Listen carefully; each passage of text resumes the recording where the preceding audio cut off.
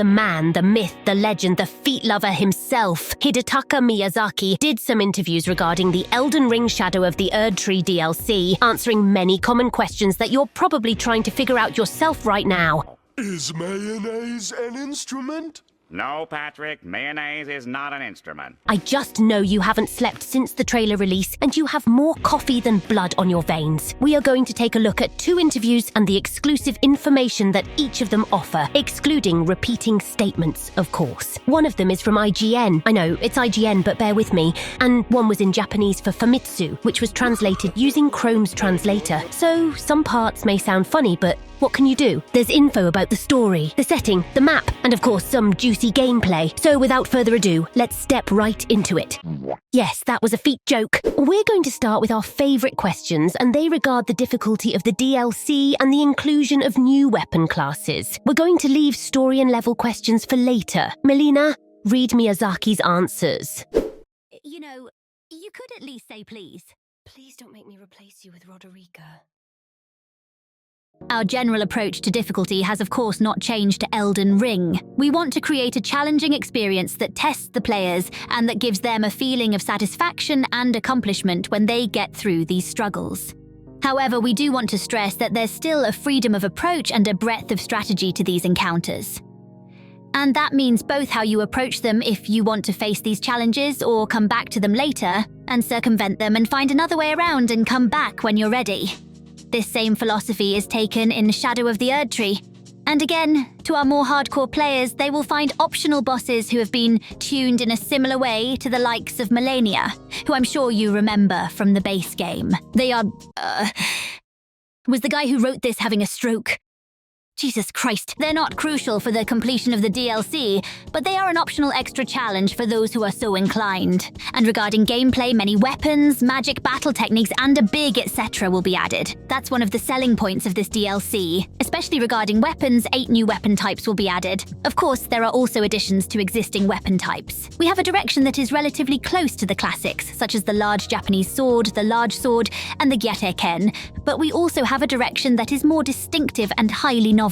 For example, it might be a fighting weapon type inspired by a monk, or something like a dueling shield that combines both offense and defense. There are also throwing daggers where all attacks are thrown. The possibilities are endless when we consider all the types of infusions, assuming these won't all be somber-type weapons, which is unlikely. We are especially hyped about the kick weapons showcased here. But enough about gameplay for now. Let's take a look at the story. The setting of Shadow of the Erdtree is a brand new land. It's a brand new map, separate from the lands between. It is a land that is overshadowed by the particular Shadow of the Erdtree, as opposed to the Erdtree in the lands between. And it takes place again on an entirely separate, physically separate map, so it will involve a warp of sorts to get there. In terms of setting and themes, it technically occupies the same space as the lands between, the same universe, but due to something story-related that we won't reveal today, this has become physically disconnected, and you'll travel to the Shadow of the Erdtree land as a separate place. I'm calling it right now. We will be time traveling. So this Land of Shadow itself is a place the player will visit to walk in the steps of Miquella. Miquella is a key part of the story this time, perhaps as guessed by many players who saw the art that was released previously. That is in fact Miquella, and it is he who travelled to the Land of Shadow, and it's the players who will be tracing his path and following in his footsteps, trying to see what he's going to do there.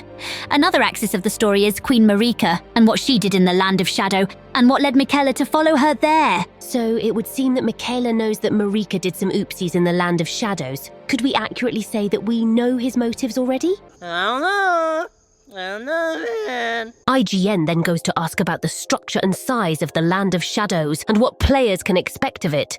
Dungeons, legacy dungeons and such.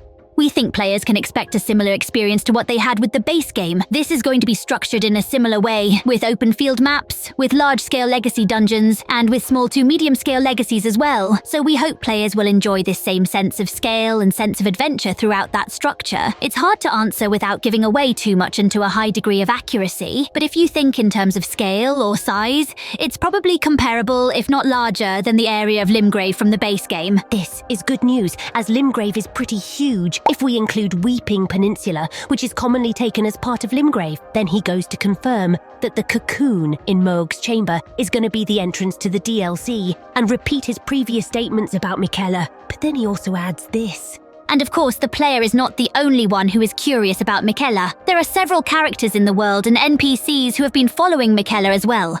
And the player will encounter them on their journey in the Land of Shadow, and they will make new friends and enemies, we hope. Our guess is that he's most likely referring to the NPCs we saw in the trailer, but it's interesting to know that they are not inherent to the Land of Shadows. They're travelers that also entered this new realm with us. IGN then asks about the enemies featured in the trailer, but Miyazaki only answered questions about two of them, the Giant Fire, as we dearly call it, and Mesmer the Impaler. Okay, so this giant fire guy was a terrible weapon you used in a war that occurred in the Land of Shadow, basically. So again, without saying too much, we can't give away the name just yet officially, but yes, it was a really gruesome weapon that was used.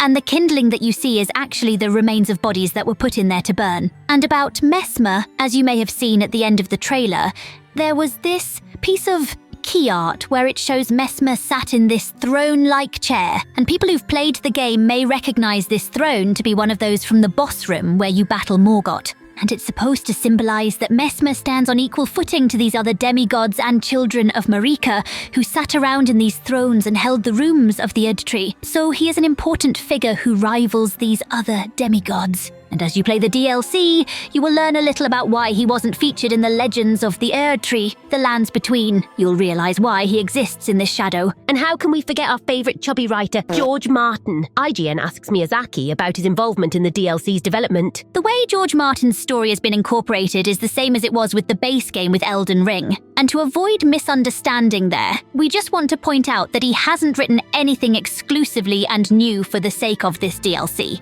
But it would still be fair to say that he and his mythos that he created for us are involved in the creation of a Shadow of the Erdtree in the same way.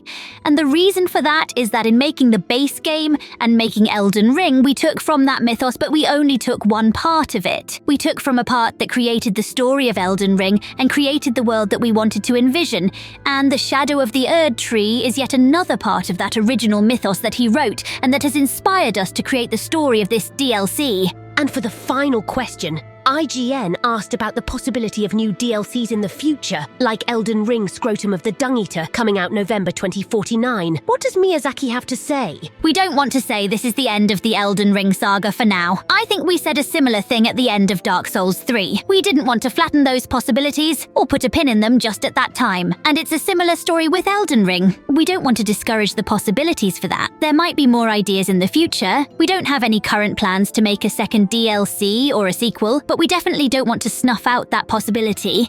We think that there could well be something in the future. So you heard the man. Don't be impatient, little spicy tacos. You already have a DLC coming. Time will tell about a second one. We know these are going to be a long 4 months, but in the meantime, there's plenty to do in the game. We will be releasing a video soon on a build we feel will be crucial for the DLC. So stay tuned to find out.